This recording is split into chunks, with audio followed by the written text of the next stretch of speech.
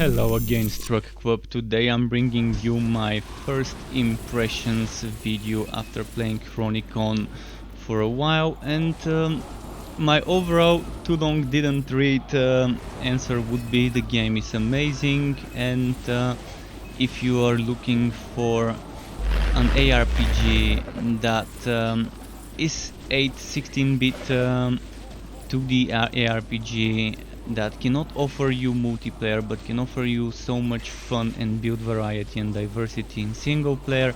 I think it's a great game. It's worth the price that they're asking for it, and as long as you don't expect it to have online co-op other than local co-op on the same machine, and as long as you don't expect it to be next-gen graphics, you're gonna have a blast playing it and you're gonna enjoy it. So let's talk about all the different things in the game that I found. There's probably a lot more that I haven't found over the last few days, but I'm gonna talk a bit about every single aspect of the game I think is worth noting, and then eventually maybe share a summary of the pros and cons in my own opinion, what they are about the game.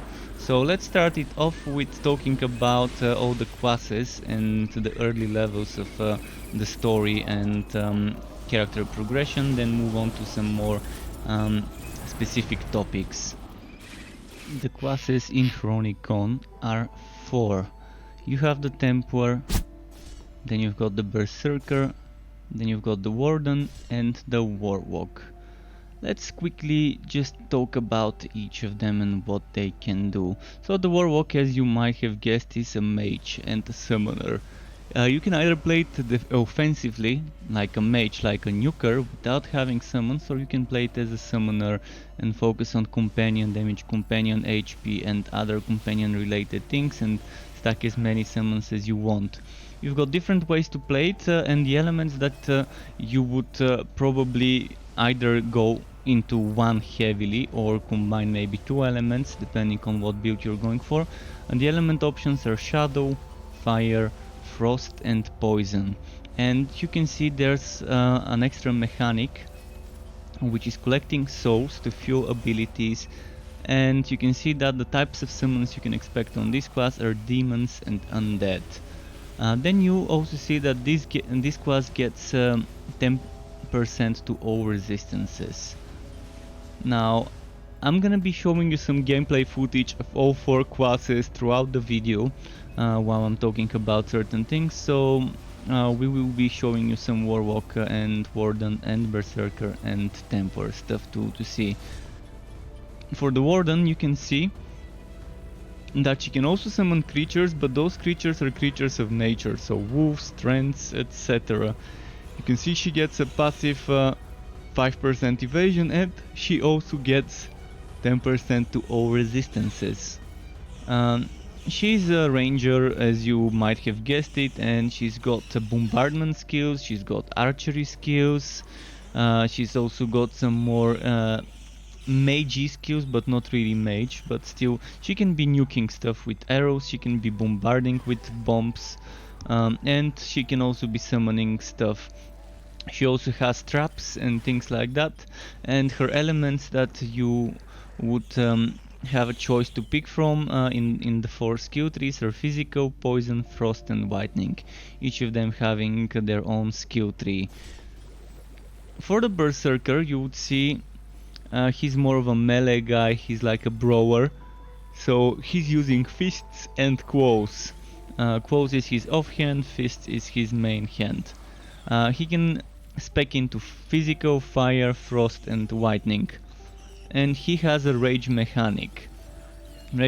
So he uses rage to fuel some of the abilities, and there are some other things that kind of give him damage based on the difference between the minimum range, the maximum rage. So you would want to have bigger rage pool for such cases, but for other cases where you're not using this, you would want lesser rage pools, because you might be proccing certain things when you reach max rage to like consume it all and go back to 0 but get some damage done. So there's interesting mechanics.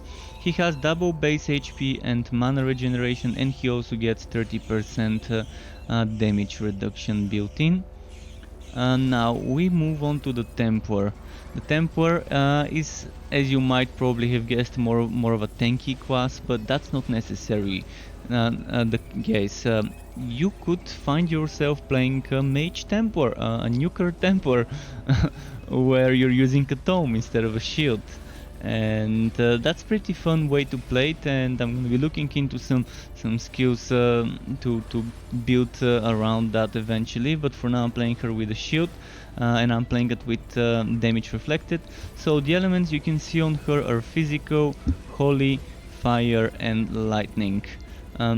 She can block attacks with her shield if you've got one equipped, and there's a cap of damage blocked and chance to block. You can increase it. Right now I've increased my cap to chance to block 85% and damage blocked 50%. I think this is with 10% more than the base. So she's got a lot of healing and defensive abilities, and yeah, again, you can build into a damage reflected setup with thorns, and it's pretty fun. It's pretty fun to have that retaliator setup, and there's also ways to convert thorns into damage for specific nuki skills, specific nova skills and stuff like that. So it's fun, and she also gets 30% damage reduction. Now let's move on to the next segment where we just kind of explain how it feels. I'm gonna show you some footage of how it feels to level up the first few levels on a hero. For example, that has just started without using any items from leftover from other heroes, without abusing the money I've made from other heroes to gamble for uniques and just start with full uniques. So just like the base few levels, and talk about that. So when you first select your hero and name it, you are given a choice of 5 difficulties: normal, heroic, casual, normal, heroic, epic, and legendary. And I suggest starting on normal maybe, or casual. Even heroic is not that bad, but it's gonna be a little bit of a challenge. But if you want that extra challenge, heroic is not a bad starting difficulty. But I suggest going for normal. You're gonna see a decent challenge on that difficulty as a new player in the game, without any leftover items from outs. Then you talk to this NPC, which is also the NPC where you can respec when needed, and respecing is free, so don't be afraid to make mistakes. If you like a skill, invest into it. If you don't like a skill, well, respec it, invest into another, or swap it if it's on the same slot. Feel free to experiment as much as you want. You're not gonna get punished if you spend your first few points into the wrong skill. You're not gonna feel bad about it if this happens. If you do have some leftover items, if this is an out, if it's not your first hero, you might want to pick them up, especially if it's a Tome of Knowledge. And also don't forget to spend your first skill point. The game is not spending that skill point for you, unlike some other games. So you have the freedom to decide where the first skill points goes and in what skill tree you want to develop your hero. I've noticed that the first few levels of each hero could feel a little bit sluggish until you start getting some nice AoE and you can just keep grouping up enemies in big groups and killing them together to keep that kill streak going, to keep getting that XP. And at level 10, if you start gambling and eventually get lucky and get a Tome of Knowledge, which is an accessory which I strongly suggest getting, you would have some nice XP going on, as long as you sort out the wood filter to maybe not drop anything under legendary, so it doesn't reset your XP. But if you want to be getting unique items, if you want to get unique items as drops, you can just set the wood filter to filter out anything lower than uniques. But that would mean the XP streak, the extra up to 500% XP that you can get from the Tome of Knowledge, which you would not be getting. But yeah, the combat might feel a little bit sluggish, a little bit slow at times while you're in the first few levels, the first 10, 15, 20 levels or so, but eventually the pace picks up and it becomes a little bit more enjoyable. Yeah, don't be discouraged if the game seems a little bit sluggish in the first few levels. It's totally worth keeping that progression going. And now once you reach to like level 20, 30, the game might look something more like what you're seeing right now on the screen. And this is a very noticeable improvement in the pacing of the combat. Much more fast paced, yet still not as fast paced as, for example, once you reach the end game, once the builds start shaping up and the movement speed is there. And I would strongly suggest to try and get a lot of movement speed early in the game, even if it means sacrificing some damage and survivability. Although try not to sacrifice too much survivability, but still sacrificing a little bit of damage for getting some more movement speed is probably gonna be really worth it. Some of you might be interested in how the story in the game is, the campaign. Well, I'm not a person that gets impressed by stories, and this game isn't one that would impress me either. Like, everything has been done in games and movies and books that I've played, watched, read and seen some time ago, so it's good. It's a decent story, it's interesting, don't expect something innovative, special, but it's nice. It's a story that doesn't feel bad, doesn't feel sluggish, and most of all, the game does not make you go to the city, to the outpost until the end of the act. So the story, the progression, the questing of each act is much more streamlined without you having to constantly go back to the town like some other games, which just makes it super boring when I play a game that constantly makes me go back to the town to talk to that NPC, to get that new quest. So this game doesn't have it, so I'm a big fan of how they've done the story, so I hope many of you enjoy it. Many people probably would be wondering what to do once they're done with the story, and there are a few ways to go on about it. Once you're done with the story, you can either go to the endgame zone, or you can farm XP and do that until level 100 into the Temple Garden. The Temple Garden is the zone that many suggest is the best to farm stuff, to farm XP, because of the monster arrangement of the layout of the map. It's just easy to keep the kill streak going and to keep that XP flowing. So if you want to optimize your XP all the way until level 60, until level 100, that's probably gonna be the best place to do it. Alternatively, you can go and do, I think it would be best to do random anomalies, because if you don't want to do the gardens. I mean, the gardens are probably still the best way to get XP, but if you don't want to do the gardens, just select normal or heroic. I wouldn't suggest going for epic, because the monsters just end up becoming too bulky and the XP gains are just not worth it going past heroic. So normal or heroic is what you wanna get. And then just do random anomalies, and this would just keep giving you endlessly next dungeon, next dungeon, next dungeon after clearing a certain amount of enemies, which is roughly around 90% of the total enemies of the map you have to kill to get 100% on the next portal. And once the next portal spawns, you can just do that. So let's just show you the Temple Garden. The Temple Garden, as you probably might know, maybe some of you may not know, is but the enemies scale. The enemies scale with your own level. So when you're here, you would be getting XP at any level, and if you want to reset it, you just need to hold Ctrl and click right click on the waypoint.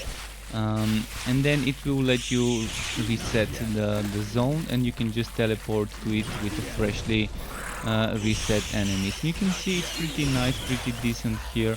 The enemies are pretty nice to chain. if you stack enough movement speed, it's gonna be nice, and I strongly suggest stacking movement speed. It really is gonna help you. Even if you sacrifice some other stats, the movement speed is probably the more important factor here. I'm not gonna do a full run just to show you quickly while talking about it, but yeah, it's pretty great place to do that, and you can probably do easily 500, maybe even 750 or something enemy kills. I'm not sure exactly how many enemies there are here, but it's not bad. It's not bad. On anomalies, if you're lucky with the drops, you're gonna be seeing much higher streaks than here, because you can just keep chaining the anomaly kill streak from one level to the next. So I can try and show you that. Let's go to the town quickly. So here I am on an anomaly. Just anomaly on heroic, and you can see I actually got a decent one. That's not bad for chaining, but keep in mind my movement speed is far from what I need it to be. Ideally I would have been wearing something like the Master Scout, 2 pieces of the Master Scout set. That would have been nice, or some boots with more movement speed. Even though I've got movement speed in my gear as sockets, it doesn't seem to be enough, so it's probably worth sacrificing some damage while leveling up and keeping some items like the Master Scout set. You don't need the 3-piece bonus, you just need the 2-piece bonus. You don't need to be invisible, you just need the movement speed from two pieces of that set, and it's gonna be a great boost to you. There's other items that can proc movement speed on kill, movement speed when getting struck, and other stuff like that. So there's ways to do it, and make sure to try and update your gear while you're at it. And one of the most important things to keep in mind would be the Tome of Knowledge. The Tome of Knowledge is a must-have item after level 10.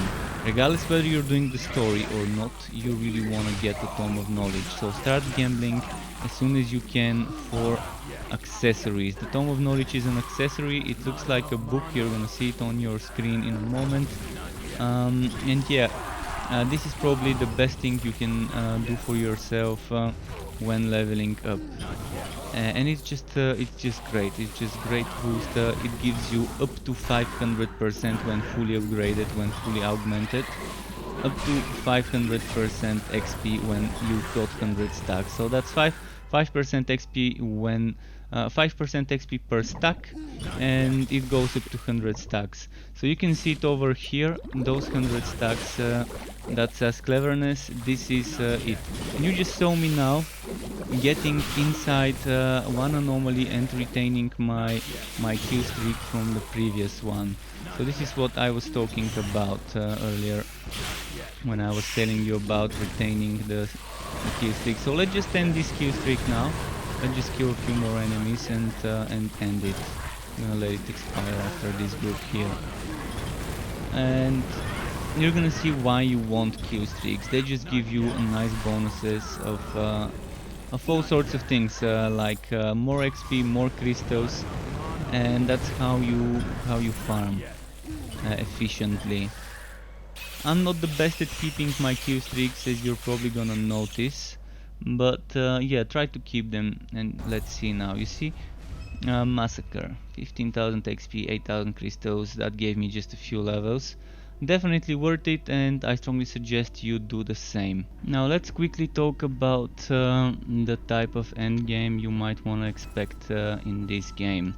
First, when you finish the story, you will be here in Chronicon, and you would talk to Tinker. I think he unlocks it for you, this guy. You would talk to him, and then he would allow you to go into Tinker's domain.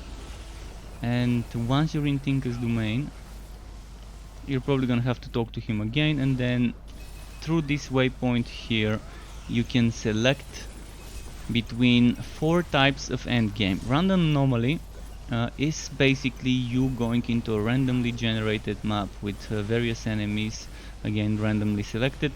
types of enemies, and then you kill a certain number of enemies, around 90-95% of the total enemies, to unlock a portal that leads to the next one, and then just next one and next one and next one, and you can endlessly just keep chaining the next map and the next map and the next map.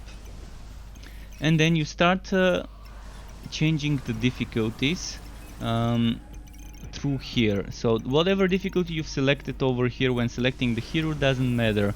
The difficulty that you select here is gonna be the one that the map benefits from. So you've got normal, heroic, epic, legendary, and then you've got mythic 1, and all the way from mythic 1 it goes to mythic 15, and you can see the rewards grow in regards to crystals and experience, and you get other things like memory essence. Then you've got dungeon anomaly. What is a dungeon anomaly?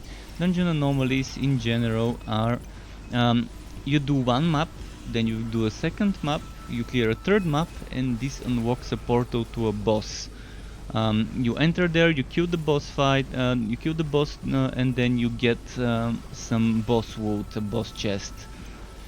Elite Dungeon Anomaly is the same, except it's a little bit harder. So you can see between Dungeon Anomaly and Elite Dungeon Anomaly, you're gonna see slight differences. And it's mostly differences in the rewards. I'm not seeing any changes to monster and player stats, but you're gonna see the rewards are different. Dungeon, for example, at Mythic 9 gives you 195,000 crystals and 1.8 million XP. The other one is 240,000 crystals and 2 million XP. So you can see it also gives you different rewards. This is 18 memory essence, 1 random lesser rune. The other one is a memory essence and rune stone. More about those rune stones and runes later, and the memory essence.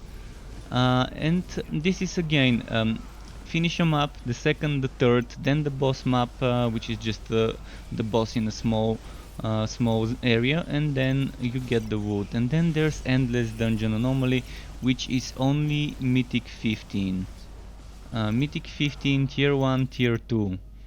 So this is for the most optimized meta super duper hard builds. So yeah, with this thing here, you're gonna be farming memory essence, and only memory essence. And it's you can see it's set like a regular dungeon. Like you got a portal, second, third, boss, and then the boss portal. I'm not sure why it's called endless. I've never done it because I haven't gotten my heroes to this stage. But yeah. I'm assuming Elite Dungeon Anomaly is better, because look at the memory essence, 85, and 2 rune stones at 15. The Endless at tier 2 is 53 memory essence. It gives you crystals and XP, 13.9 million XP, 825 crystals, whereas this one is more crystals and more XP. So the Elite Dungeon seems to be the best one out of those, but I still want to see what this one does whenever I can handle it. The monster stats are definitely super hard, and probably you need a lot of ranks, a lot of those unlimited mastery ranks. So around level 500 mastery, you're probably gonna have all the passives you need, and from then you're gonna start pumping points into HP and thorns and damage and other things like mana. So that's the 4 things you can select: HP, thorns, damage and mana. Those have no limit, so you can put as much as you want into those. So let's say you've reached the mastery level 500 and you don't need any more passives. Well, that's your only choice, to keep pumping those once you do. This hero, you can see, is only mastery 354, so I've got some skills that are not maxed out yet. So yeah, it's getting there, but that's pretty much it for the end game. You can still do the story levels, but the story levels only go until legendary difficulty. They scale, as I showed you earlier, they scale, but it's probably not the best thing to do unless you're just fresh new into the end game. My suggestion would be start with some random anomalies maybe, at a difficulty you can handle quickly enough, and then do some elite dungeons when you've kind of geared up, because you want those rune stones. And this brings us to the next parts of the game, which would be the transmutation and socketing. But just before we move on to that one, I want to show you something called challenge scrolls. Challenge scrolls basically summon some weird challenges, and you can only use those either in story zones or in the Chronicon. So you open the challenge portal, and it's just a random challenge. It could be this one, the Crumbling Reliquary, where the 4 behind you is getting destroyed. Just to show you. So the 4 is getting destroyed, and you have to reach the end before this catches up to you. And at the end there's gonna be some wood.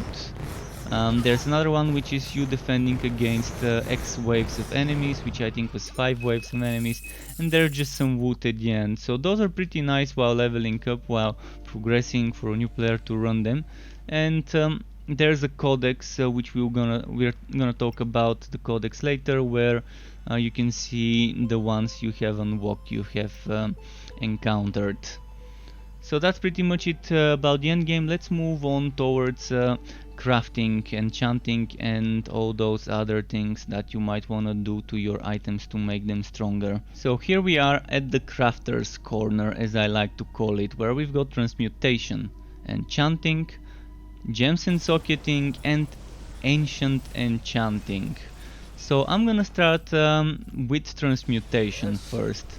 There are a bunch of recipes, and I'm gonna make a video about that later, such as upgrading health potions, you getting uniques, legendaries, leveling up items, creating spell codexes, which you can use as a consumable and do other skills, unlocking enchantments, empowering legendaries, adding permanent sockets in items, converting one set item to another of the same type.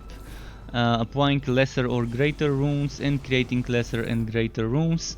So I'm just gonna demonstrate some things that you could do. For example, you can empower an item. So let me show you quickly. So look at this item stats. This item stats 291 damage, 239 mana, 709 HP. Let's empower it by putting actually this is an accessory, so we're gonna have to empower an accessory. So let's take this one. This is an accessory, and this is an accessory. So you can see 280 damage and 828 HP. So I'm gonna put a true legendary, a legendary, and a champion's crown, which is, I think it consumes 30, and then this retaliator's cloak will get empowered with the base stats being equal to those of a true legendary. Nice one. And you see 333, pretty nice. So this is one example. Another example would be adding permanent sockets. So let me just demonstrate it with something that doesn't have a permanent socket. For example, let's take this item here. Let's say we put what socket do we want to put? Let's put this socket here. So we put the prismatic cube, the legendary item, or it could be true legendary, any item you want, as long as it doesn't have a permanent socket yet. You can see they're prismatic, so they've got that rainbow color outline, and you see right now it has no socket. Boom, prismatic socket added. So that's just an example, and you can take, for example, multiple legendaries, 3 legendaries, put them there and get another random one, or 3 legendaries of the same type, get a random legendary of the same type, and so on. I'm gonna make videos in detail about this. Let's move on to gems and socketing now. So each item has a different amount of maximum sockets that it can get. For example, this one is a cloak, an accessory. Accessory gets 1 max socket. Helmet gets 2 max sockets. You can see the amulet is 2, the chest is 3, and the boots are 1. This is 1. The ring, the weapon is 2, and the shield is 1 max socket. But this max socket number does not get affected by the prismatic. So on top of the maximum sockets you can add another prismatic socket. So for each of those you saw, I've got another prismatic socket added. And keep in mind that when rerolling items, I'm gonna quickly show you rerolling the sockets on an item. And I think this one that we made with the prismatic would be a great addition to show you just the experiment. So maybe it would be better actually if I just show you here. You can re-roll, and see, since this one can only get one socket, it doesn't matter whether it's a star, cube or a sphere. But let's try the same thing with something else, with an armor. You can see armor normally can get 3 sockets, but if you get stars, if you get 2 stars, you cannot get a 3rd socket. If you get 1 star, you can still get 2 more sockets. So if you hover your cursor here, you can see the types of sockets that you can get for each item. Let's just show you a hat. A hat can get 1 star, 2 cubes, cube and a sphere, or 2 spheres. So again, the star socket is kind of more powerful, so you can get two stars and another socket on an armor. And on a helmet you can't get star and another socket, just to balance things out. You can see you can keep rerolling and get new sockets. And if you socket something and you don't want it, for example, let's put this and this, but let's say, oh damn, I didn't want the fire resistance, I want to remove it. Well, you can remove it, but you lose the gems. You can't remove the gems from an item, you can and keep them. There is no option to destroy the item and keep the gems, but you get gems aplenty, and you can also upgrade the gems. You can put the gem here, and you can use 5 of the easiest of the rough ones to make one of the cut, and then you can put 5 cut and make 1 polished. So 5 of those make 1 of those, 5 of those make 1 of those. This is kind of how it works, and you've got 1, 2, 3, 4, 5, 6, 7 different types of gems, each of those having all 3 shapes, and each shape giving a different bonus for weapon offhand, amulet ring accessory, and helm armor boots. So the possibilities are pretty nice and vast, and it allows a nice customization when you're thinking of builds. Now let's move on to enchanting. Again, I'm probably gonna do a more detailed video about all of this later. But yeah, enchanting basically is you rerolling and upgrading affixes on an item. So let's take, for example, on this hat that we were rerolling, the extraordinary hat.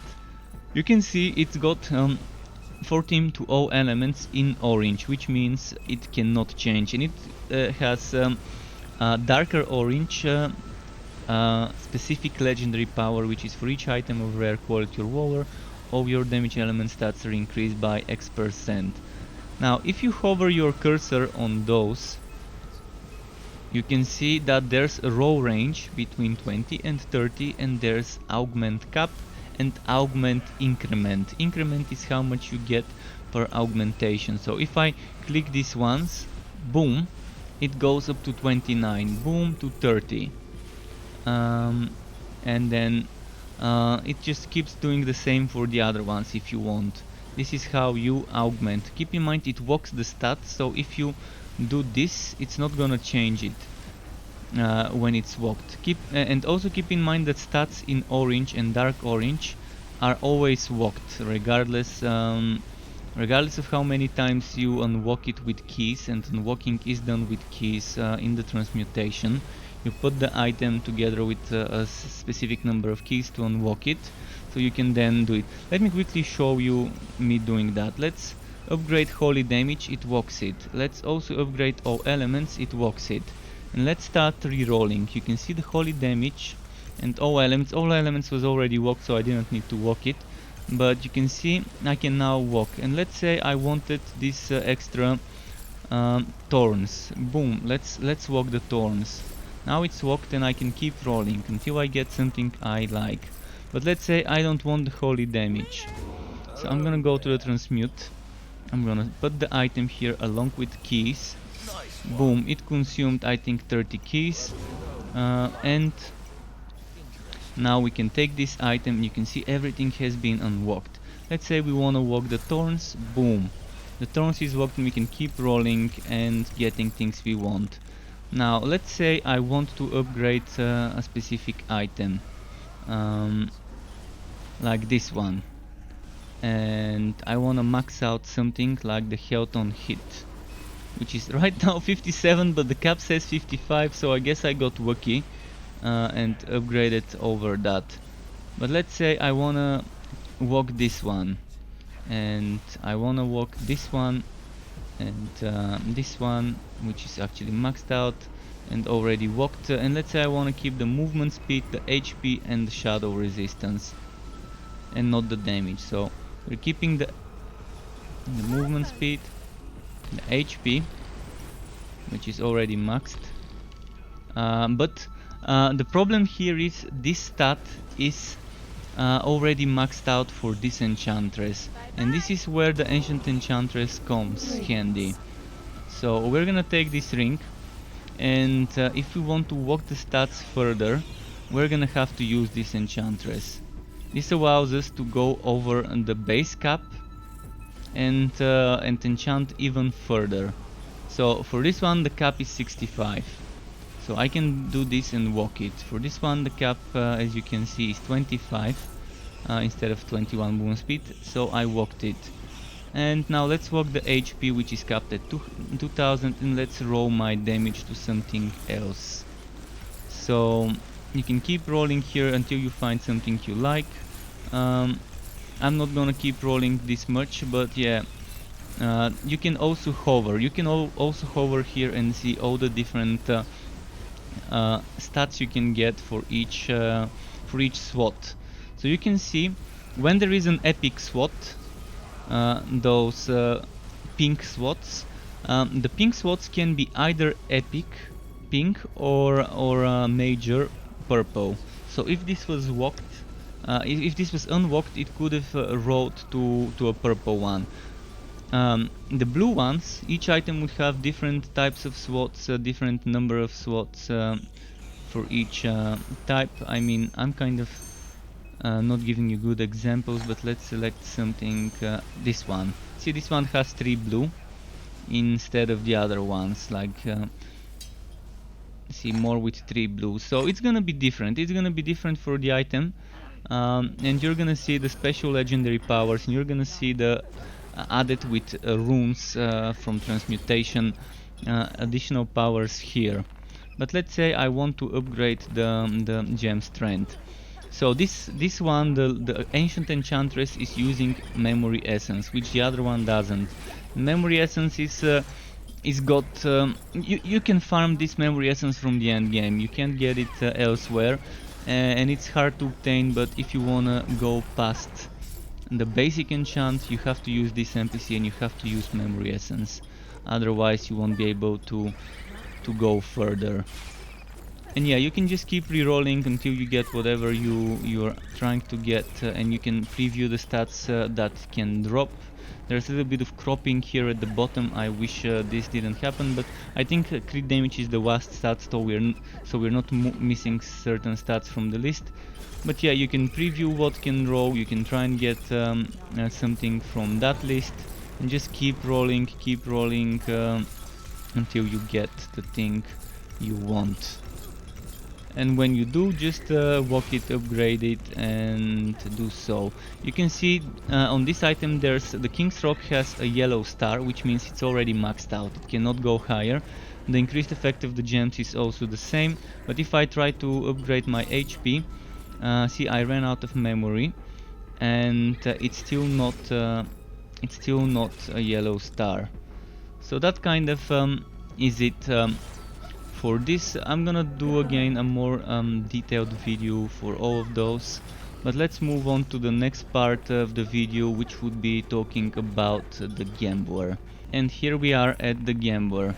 It's great to use this NPC while you're leveling up early in the game, especially trying to get the Tome of Knowledge. You get a Tome of Knowledge by rolling for an accessory. It looks like a tome, but it's not a tome. As a Warwalk item, it's not a tome. As a Temper Offhand item, it is an accessory. And you can either gamble one by one, and then maybe sell all items under specific rarity or wower. So I'm gonna sell everything purple or wower, or I can sell everything unique or wower with this. And you can also use control to buy 10, and then you can use this. And you can also use shift to buy 100, but you don't have 100 space, so it's just gonna fill up your storage to as much as it can. And you can just keep doing that until you get something nice.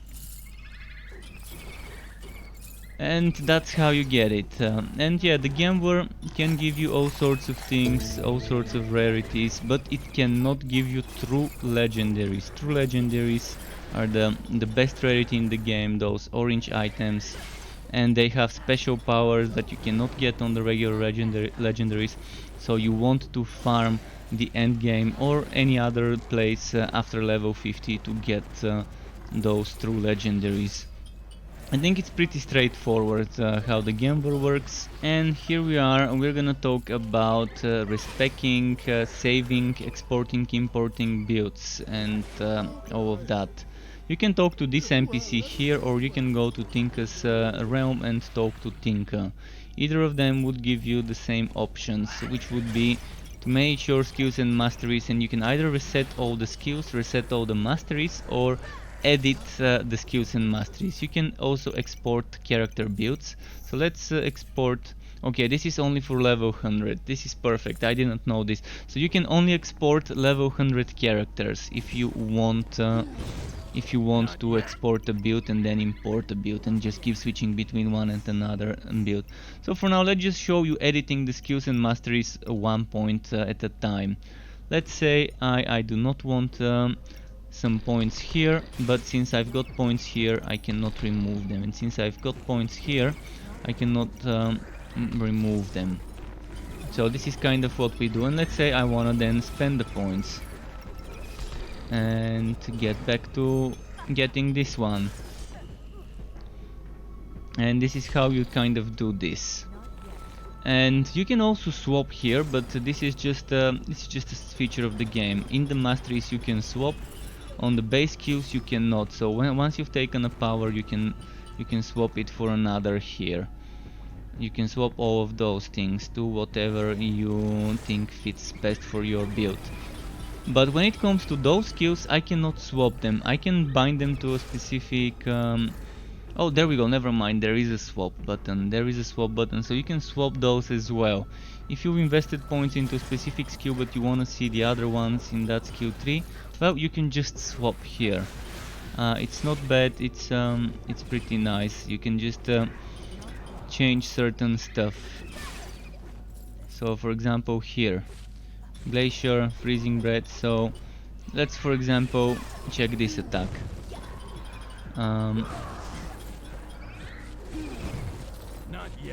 See, I'm not using my basic attack right now. So let's change my jump, my leap.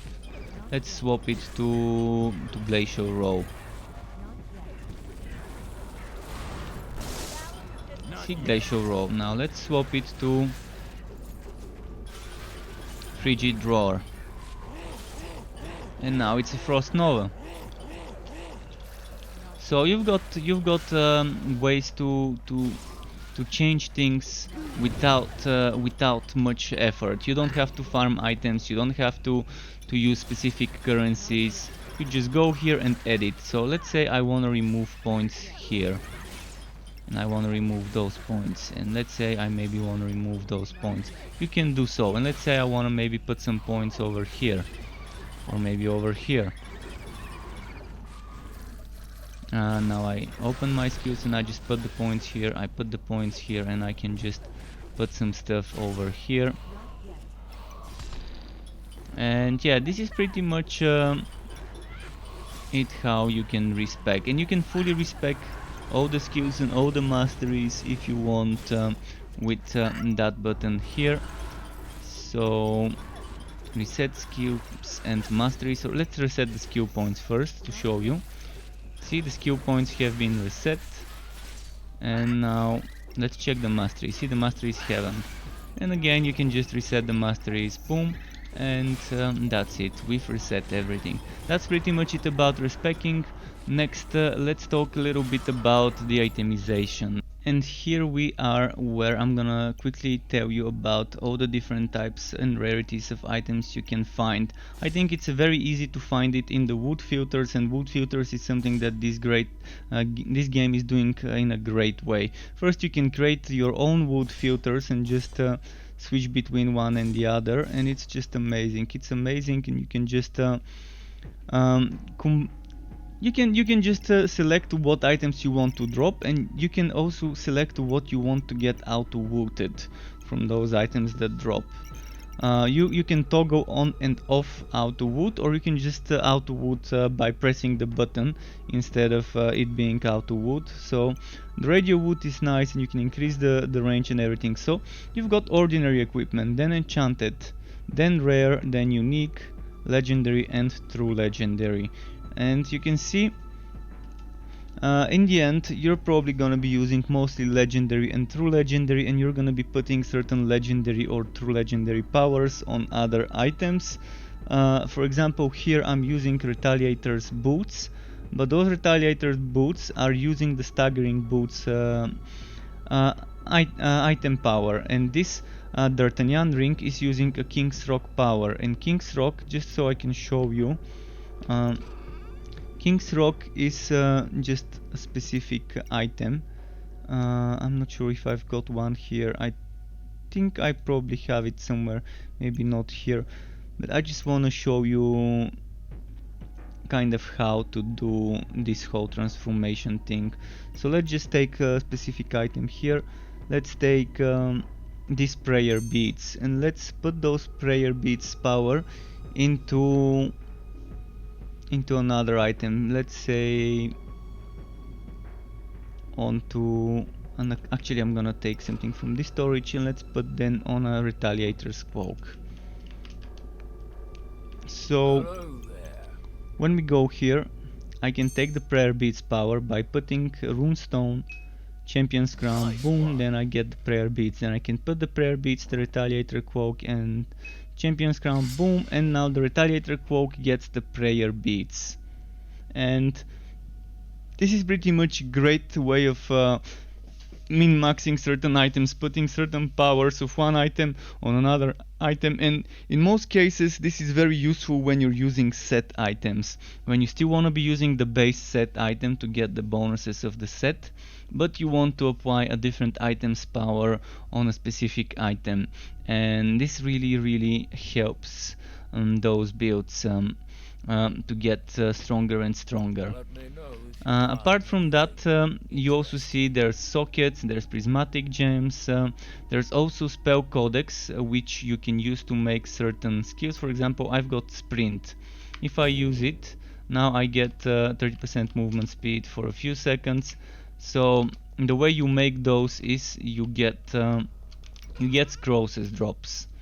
You get scrolls like those, and you can put 50 of those scrolls together with a spell codex, and I think some crowns, maybe no crowns, and then you make a codex that you can equip as a consumable and use it infinitely.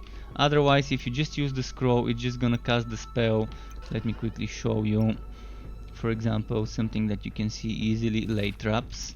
So we can just use lay traps, and boom, it lays traps, and that's it. But you can have it as a tome and cast it indefinitely. Keep in mind there's lesser runes and greater runes, and you can only have 3 greater runes on a hero.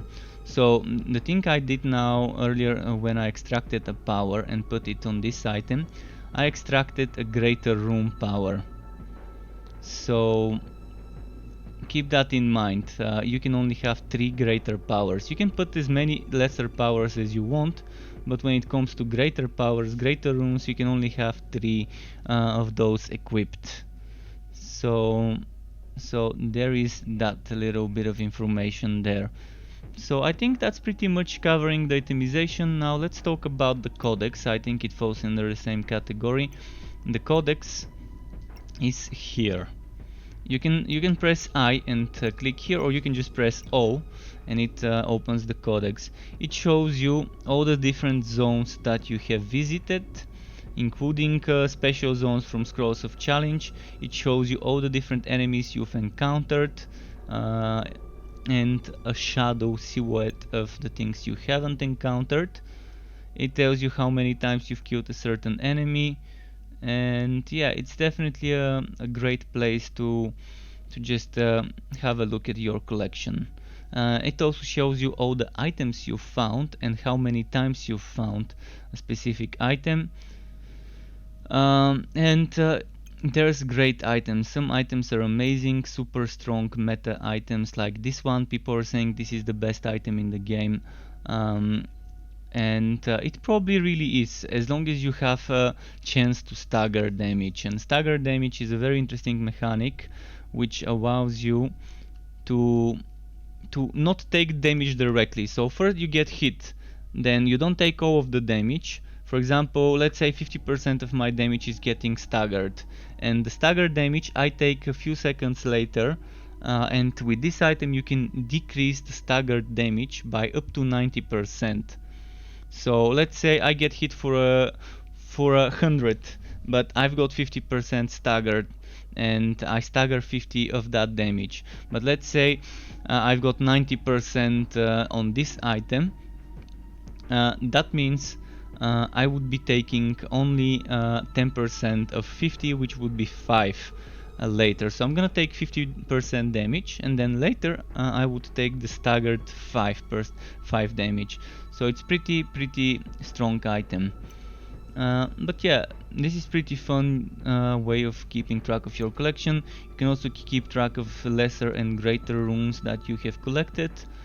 And there's probably achievements tied with this one to those of you who care about achievement hunting.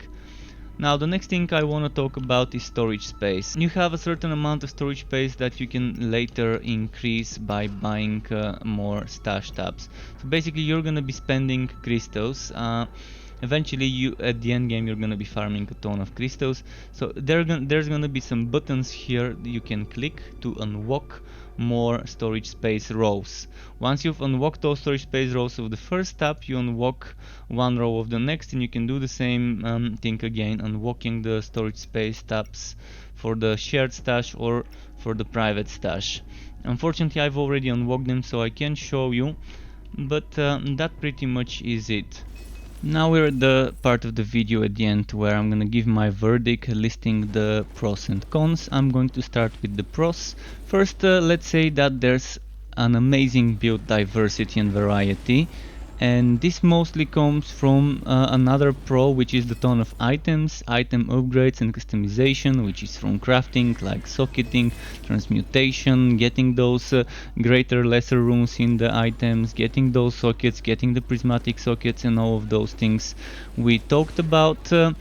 There's also a sufficient amount of endgame, or at least for me there is enough endgame. I would like to see more variety in the types of endgame maybe, but for now this is nice. For a game that launches with this much endgame, it is fine. So I also like that there is no cost to respec, and you can respect freely at any time without worrying whether you've got resources or not. So it's not punishing if you make a mistake. Then you can export the builds and import them after they're level 100, an amazing option. Then there's a wide variety of enemies that I've noticed, and a wide variety of maps where the combat takes place, which is the zones from the story Act 1 through 5. And it's very easy to level up out, especially with the Tome of Knowledge. It's just amazingly easy to do so. And the final pro for me is the nice 16-bit pixel art graphics, which for some might be a minus.